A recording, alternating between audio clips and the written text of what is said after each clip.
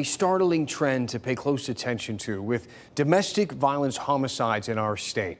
With 12 in just the last 3 months, officials here in North Carolina say they're already on track to exceed last year's numbers. Just this week, an Apex woman became one of those deadly statistics when police say her ex-boyfriend shot and killed her outside of her workplace.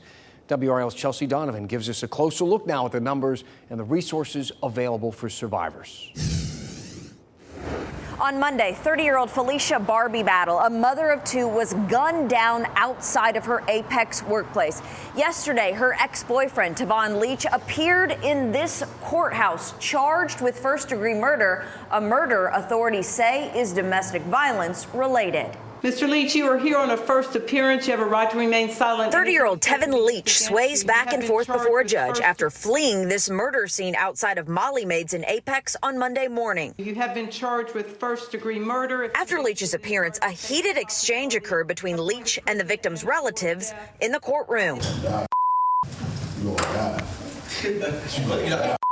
The highest risk of harm for someone in a domestic violence relationship is actually at the time that they leave that relationship. Apex police stated Monday's murder was domestic violence related, a type of homicide rapidly rising. We're seeing a stark increase from 2023 to 2024. The numbers are alarming. This year, there have already been 12 domestic violence related homicides since January 1st to March 15th. In 2023, there were 72 homicides. 2022, 50. Domestic violence can happen to anyone. Domestic violence does not discriminate, and it doesn't matter how rich or how poor you are. Nisha Williams with the North Carolina Coalition Against Domestic Violence says if someone finds themselves in a fearful situation, start a safety plan. Safety planning can be as simple as reaching out to a trusted loved one or friend and creating a code word.